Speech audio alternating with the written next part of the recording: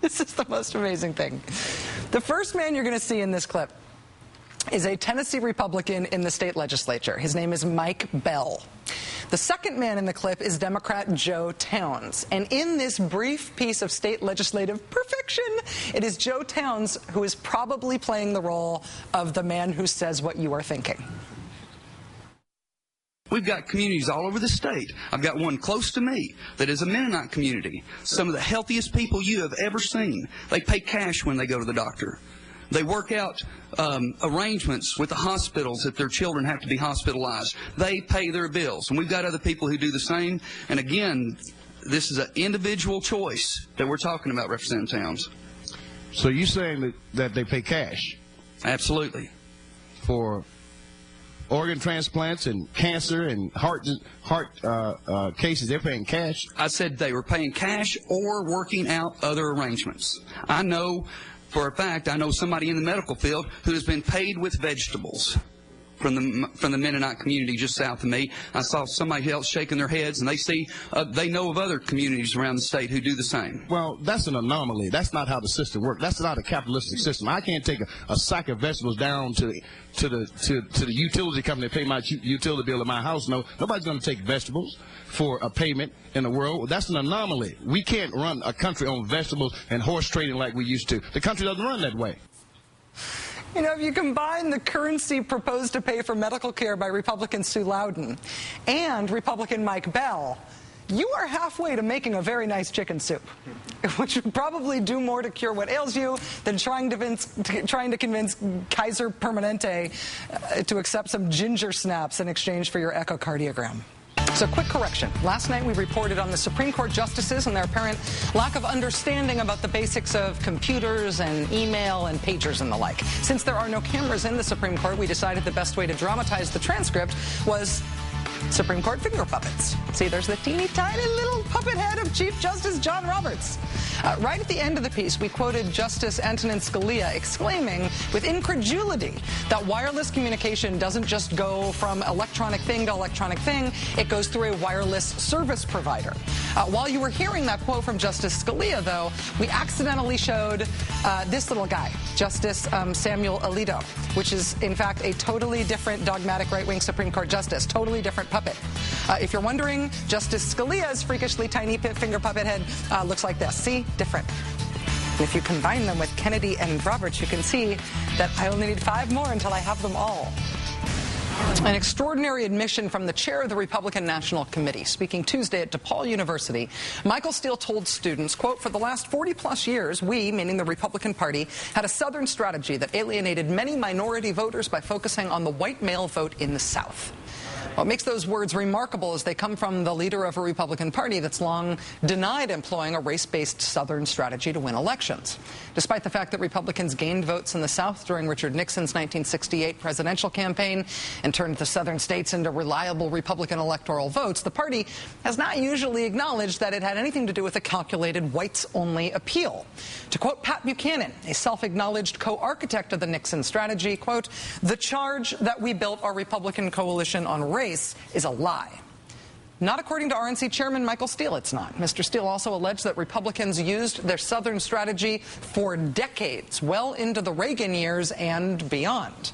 That view at odds even with Republicans who've tried to address the party's history of race and politics. Former RNC Chairman Ken Mehlman, for example, told the NAACP in 2005 that the Republican Party had alienated voters and had even tried to, quote, benefit politically from racial polarization.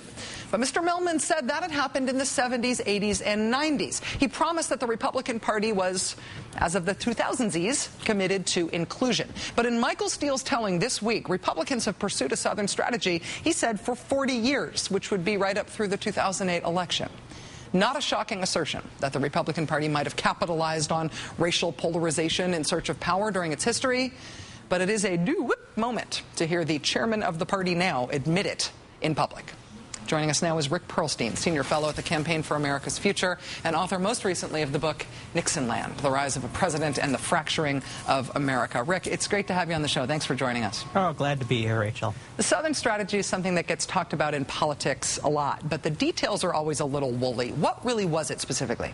It was something very, very specific, actually. Not a lot of people remember that basically basically after the New Deal, black voters in cities like Chicago, New York, Cleveland were actually considered the swing voters in American politics. There were enough of them who'd kept this kind of vestigial Republican loyalty from the Civil War years and the idea that the Republican Party were the party that freed the slaves, that the idea that you had to get enough of these voters away from their economic commitment to the Democratic Party into the Republican Party in a presidential election basically determined how states like Ohio, in Illinois, and New York would go. And what started happening in 1964, first with Barry Goldwater, and then with 1968, was the Republicans basically made a very conscious decision that if they appealed to white voters in the South, they didn't need these black voters in the North anymore. So there literally was, we don't need black voters anymore, so how can we get these white voters instead? It was very, very specific and very deliberate, and they knew exactly what they were doing. Did architects of the Southern strategy express regret or remorse for it at all in the way that Michael Steele seemed to this week? Well, the fascinating thing about it is it seems to happen at regular intervals. I mean, one of the architects of it in the Nixon years was a guy named Harry Dent. And after he retired, he became a preacher, and he apologized for it right before he died. Lee Atwater became Republican Party chair. He apologized for it kind of when he's on his deathbed. So you can almost say kind of when these guys get ready to meet their maker, they kind of man up and own up to the strategy. Even Ken Mehlman was kind of out the door and, you know, kind of writing his resume for history when he said it was happening. So, you know, it says interesting things about, you know, what we can expect from Michael Steele, whether he's, you know, heading out the door or whether he's trying to extend his tenure by, you know, basically setting up a deal where if you kick me out, maybe it's just because I was a truth teller on this civil rights issue. Rick, you have written epic, seminal histories of modern conservative politics. Is there a revisionism effort among conservatives to pretend this didn't happen? Will what Michael Steele said be upsetting to people who want to say that this never actually existed in history? Oh, it'll be profoundly upsetting. I mean, we saw it from Pat Buchanan, like you say. The idea, basically, even Glenn Beck now is trying to claim Martin Luther King as his forebearer.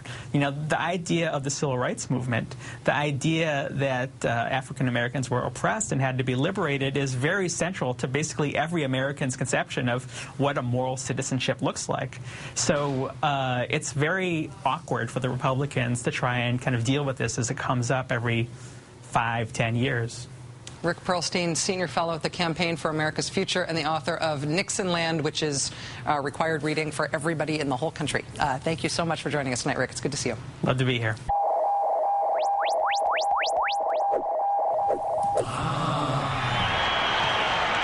All day long, there's been these little bursts of crowd noise outside my office window here at Rockefeller Center, right outside my window. Yay! Woo! Yay! It's because tonight is the NFL draft, and that's across the street from our office. Today was the build-up to the NFL draft. It was very, very exciting by proxy to be in my office while everybody was making that much noise. So we sent Kent Jones out to check it out. Hey, Rachel, inside Radio City Music Hall, thousands of people are waiting to see which college football stars are going to end up at their favorite pro teams. It's a very big deal. But out here, since last night, me and my guys here have been getting our football buzz on for 2 days. Yeah, that's right. Now, I'm not sure what's going to happen in the next 2 days, but I do know this. My beloved Kansas City Chiefs will still be the Chiefs. I feel you. Thank you, Kent. If any NFL team in the draft is looking for a kicker, we do have an excellent moment of geek prospect from San Francisco. His name is Ziggy. Fire in the hole. Oh, that's it. Wow. It's good. Ziggy is a 340-pound compressed nitrogen-powered football-kicking robot built for the Robo Games Robot Expo. And if you're wondering, Ziggy is accurate. Maybe not Adam Vinatieri accurate, but pretty accurate. Watch him again.